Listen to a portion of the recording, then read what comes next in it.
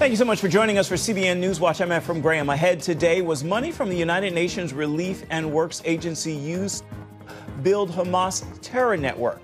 That is the claim in a new lawsuit from more than 100 victims of the October 7th attacks, saying the agency knew Hamas was using their funds. The West is next. That is the word from military and political analysts who say that after the war against Israel, the next target will be Western countries like the United States. It's going to be a major topic for Democrats and many voters in this election year, abortion. We're going to take a look at how both parties are handling this key issue. And with the number of people with mental health issues growing, how can therapists and the church help them? All those stories and more ahead today, right here on CBN NewsWatch. This is CBN NewsWatch. Going to begin this half hour in Israel. The United Nations Relief and Works Agency transferred about $1.3 billion in cash to Gaza over the last 6 years. Now, more than 100 victims of the October 7th attacks are suing the agency, saying it knew its money and its facilities were being used to help Hamas. CBN Middle East correspondent Julie Stahl brings us the story from Jerusalem. More than 100 victims of the October 7th Hamas attack are suing UNRWA. They accuse the UN aid agency for Palestinians of aiding and abetting the terror group's assault and are seeking $1 billion in damages. We suddenly became aware that UNRWA had a huge role in what happened. But what we uncovered that was surprising is the scheme for funding Hamas's acquisition of smuggled weapons, explosives, and other things. So, Attorney Gavi Marone filed the complaint in a New York court, saying UNRWA's own reports indicate they knew that Hamas stored explosives, assault rifles, rockets, and mortars in their schools. Obviously, the end of the story is that they absolutely provided safe harbor for Hamas terrorists to use those schools, the safe harbor protecting the Israeli army trying to, discover them. The suit comes as hostage families approved the release of new footage showing their loved ones being taken captive from the Nova Music Festival. We and the other families felt that it's very important, any piece of evidence of what happened on October 7th, how these people were stolen from their lives, is critical for the world to see. American-Israeli Hirsch Goldberg Polin, Eliah Cohen, and Or Levy were hiding with others in a bomb shelter. Many were killed when terrorists threw grenades into the shelter. Hirsch's forearm was blown off. Israel's prime minister says he's open to a ceasefire to return the hostages, but is committed to eliminating Hamas as a fighting force. In Rafah, in Gaza, the IDF is nearing its goal. We are clearly approaching the point where we can say that we have dismantled the Rafah Brigade, that it is defeated not in the sense that there are no more terrorists, but in the sense that it can no longer function as a fighting unit. After that, Israeli leaders agree they'll turn their attention to the northern border with Lebanon, where Israel is already fighting Hezbollah. We will have the option to transfer part of the forces to the north, and we will do that. First and foremost, for defense purposes. Secondly, to return our residents home. Meanwhile, in a move that could threaten the stability of the Netanyahu government, Israel's Supreme Court today ruled that the military must begin drafting ultra-Orthodox men who have been exempt by law due to their religious beliefs. Julie Stahl, CBN News, Jerusalem. Ever since Israel was forced into war after the brutal Hamas attacks on October 7th, there's been a recurrent theme from military and political analysts, at least from those CBN has spoken with. They warn after the war against Israel, the West is next. Michelle Bachman, dean of the Robertson School of Government at Regent University, explained further in an interview with Chris Mitchell. October 7th changed everything. And so from this point on, Israelis are saying enough. We are not going to live with terrorism every day and the threat of terrorism every day. Ultimately, Chris, this is a war of worldview. And you've got the Jewish worldview, which is based upon the Bible, and then you've got the Gazan worldview that is based on a culture of death. It's literally the difference between life and death. They glorify death. And so that has to change, and Israelis sense that. Yeah, and yet the United States, the current administration, seems to be putting pressure on Israel to end the war, to limit the war, to restrict its military capabilities. Well, micromanage the war. Yeah. I mean, the arrogance and the gall of the United States telling Israel how they have to conduct the war, this is not good for the United States. Again, we need to be in a position of blessing, not cursing. And if we're forcing Israel into a compromised position that will lead to their destruction or to further terror attacks, and we know there will be. The deputy of Hamas said we're going to have more October 7th, more October 7th, more October 7th. Knowing that Hamas, that madmen have declared they're going to have more slaughter of innocent Jewish people, there is only one answer.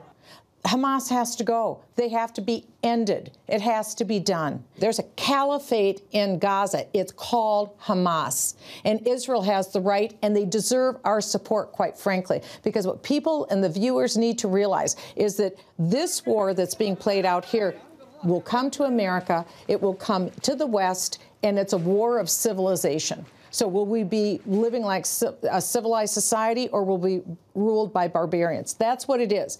It comes back to moral evil, moral good.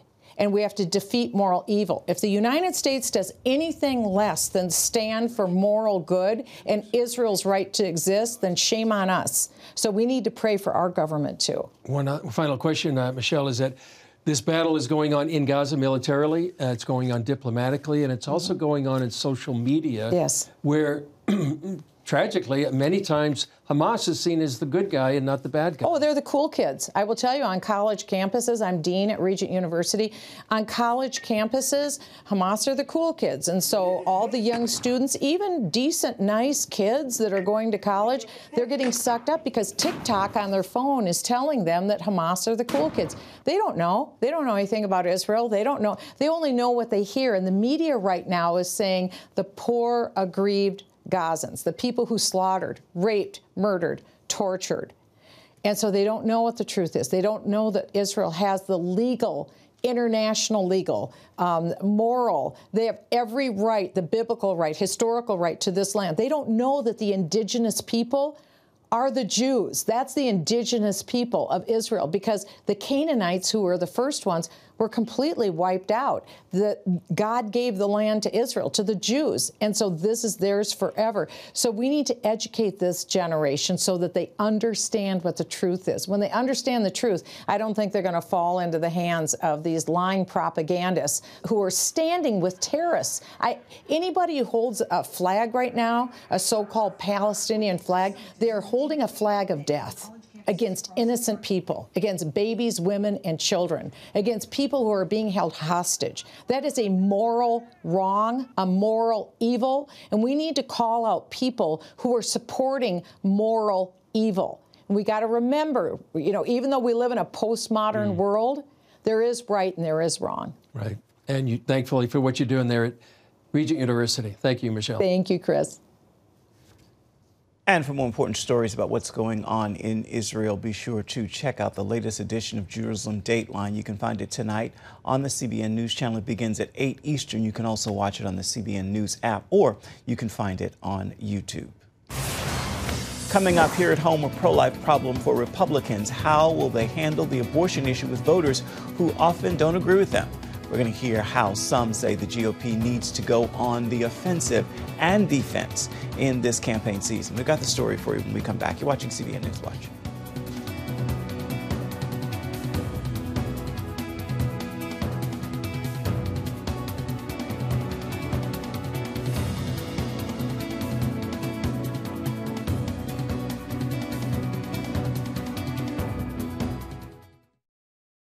Get your daily quick start from CBN News. A quick read on the important news of the day delivered right to your inbox. Stay current on breaking news, politics, and entertainment. Go to quickstart.news and subscribe today. Republicans are set on taking back both the presidency and the Senate this fall, but Democrats have a counter strategy. They're focused on using the abortion issue to make sure they stay in power. CBN's chief political analyst, David Brody, brings us this look at the role abortion could play in this election year. Since the Supreme Court overturned Roe v. Wade in 2022, Republicans have found themselves on defense politically. That's because Democrats have weaponized the issue in an attempt to scare voters about extreme GOP policies in a post-Roe world.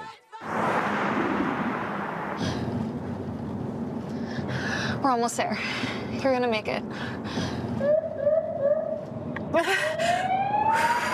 Trump Republicans want to criminalize young Alabama women who travel for reproductive care. Miss, I'm going to need you to step out of the vehicle, take a pregnancy test. With ads like that, the Biden campaign hopes to reach suburban and independent female voters this fall. Former Democrat Tulsi Gabbard tells CBN News her former colleagues are playing dirty. We're already seeing the kind of fear-mongering that the Democrat elite are doing to try to scare women into voting for Joe Biden based on these insane ideas that have and ads that are not rooted in reality in any way, shape, or form. We will see if people fall for that fear-mongering that Democrats are pushing forward. Regardless of the tactics, Republicans understand they have a potential problem on their hands. 6 in 10 independents are unhappy that Roe was overturned. In 6 key battleground states, 11% of voters named abortion as the most important issue, nearly the same percentage as immigration. Overall, 63% of Americans say abortion should be legal in all or most cases. And when it comes to moderate Republicans, that number reaches 67%. These stats have forced some Republican candidates to slightly shift their stance on the issue.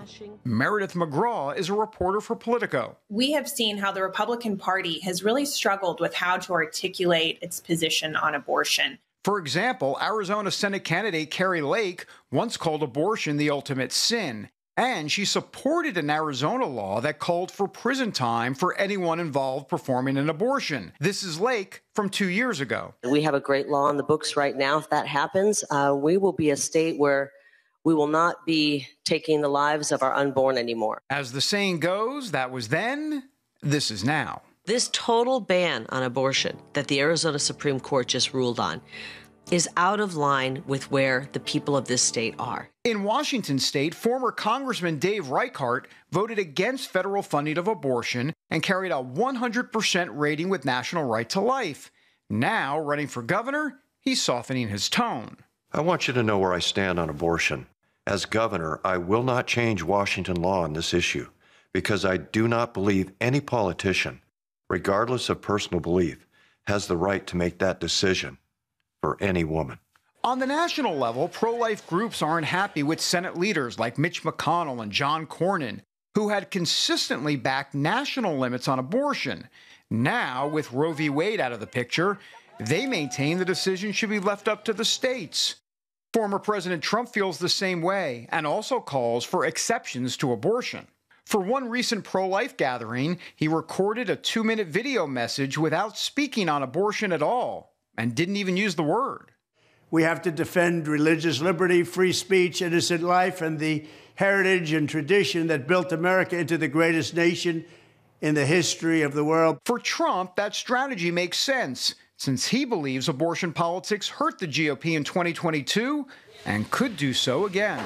It really hurt the Republicans. They didn't know how to talk about the issue, and now I think they're learning how to talk about it. Last week on Capitol Hill, he told congressional Republicans to follow their heart on abortion, but to do it in a way that makes sense to voters. It seems to me, just being a political observer, that he's an art of the deal type of guy. He understands that it's not a, quote, winning issue for Republicans right now. And so why double down? And it just seems like that's kind of the strategy at this point. I think Donald Trump is really trying to find some middle ground here and give himself some wiggle room so that he can appeal to the evangelical voters who have continued to be loyal to him over the years, but also make appeals to more moderate voters who have a different position when it comes to abortion. While he's considered by some evangelicals and pro-life leaders as the most pro-life president, 2024 is a new environment. No pro-life ballot initiatives have won since Roe was overturned, even in red states like Kansas. Abortion measures will also most likely be on the ballot this time around in the key swing states of Nevada and Arizona. So what's the solution for Trump and the GOP? Governor Sarah Huckabee Sanders tells CBN News it's time to use a strategy of both reason and offense. And I think we have to talk about it in ways that people understand, that makes it relevant. Quit going on defense. We so often apologize for our position when, frankly, we're on the right side here. I never want to apologize for defending one of the most vulnerable populations in our country, and that is the unborn. And so I'm not going to do that. And I think that the more that we go on offense, instead of cowering and allowing the left to define our position and make us out to be the bad guy, the better off we're going to be. That game plan seems to be in line with party insiders. Something I keep hearing from Republican strategists is they felt like in 2022, Republicans didn't go on offense enough when it came to the issue of abortion. They felt like in 2022, that should have been a lesson learned and that more should be done in 2024 to go on offense with Democrats. Right now, though, Republicans are back on their heels. And if they don't move from that position, it could cost them dearly in 2024. David Brody, CBN News, Washington. Still ahead, how therapists and the church can help the growing numbers of Americans with mental health concerns. We're going to hear some answers to those problems right after this.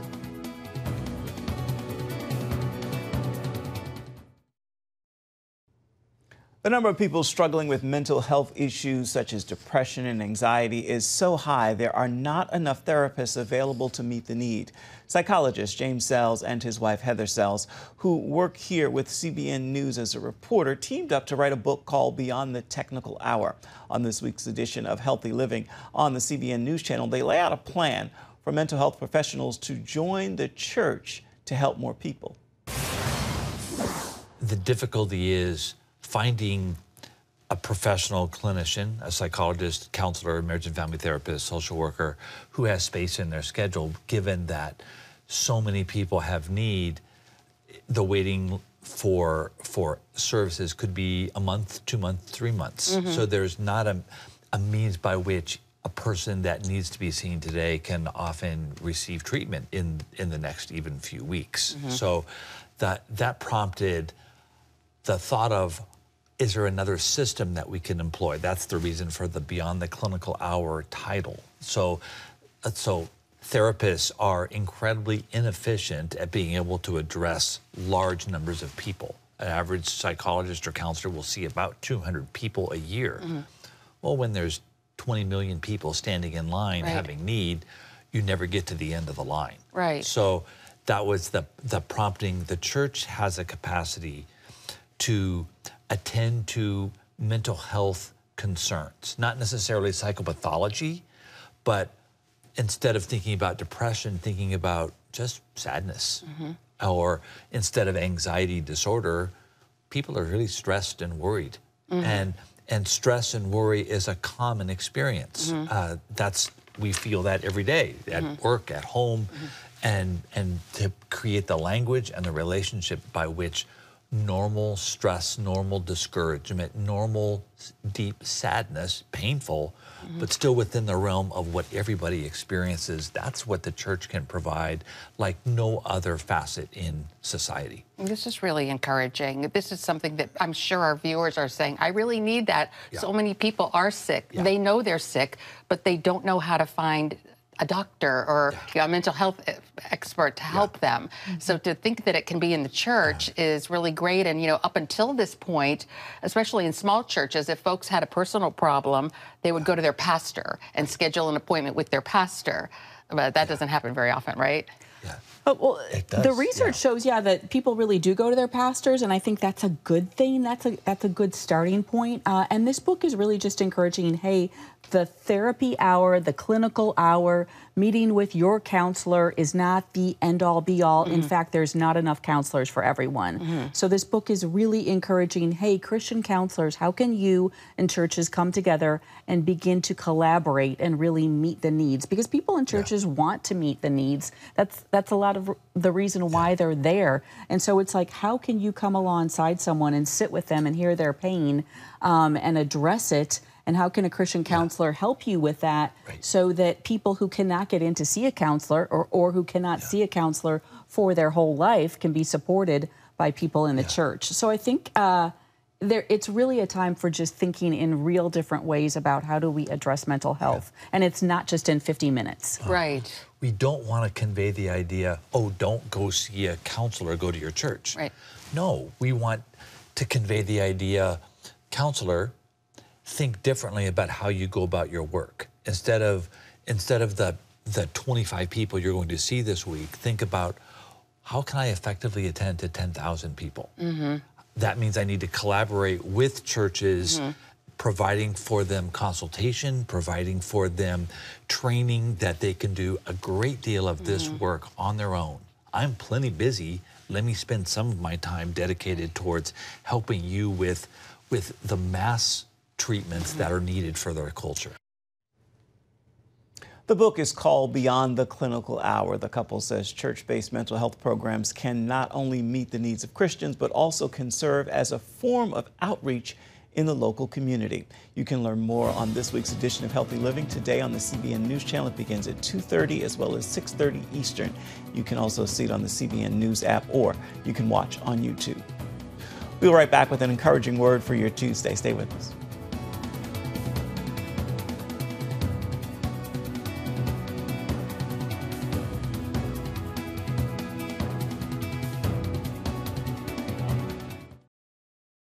Download the CBN News app. One place for all of your news. Breaking news alerts. Watch CBN News Channel Live. CBN News, because truth matters. Get the CBN News app today. It's time now for your Tuesday Tweetable. Today, I leave you with this message to post, tag, tweet, and share with those in your circles of influence. Rebound and rebuild. You may have blown the moment, but you have not blown God's plan. If you still have a pulse, you still have a purpose. Repent and reverse course. God is faithful, and He responds. With that word, make today a terrific Tuesday. That is going to do it for this edition of CBN NewsWatch. You can always find more of our programs on the CBN News Channel. You can find them there at any time as well as online. That address is cbnnews.com. Take a moment. Let us know what you think about the stories you've seen here today. You can email us. The address is newswatch@cbn.com. We'll see you back here same time tomorrow. Goodbye and God bless.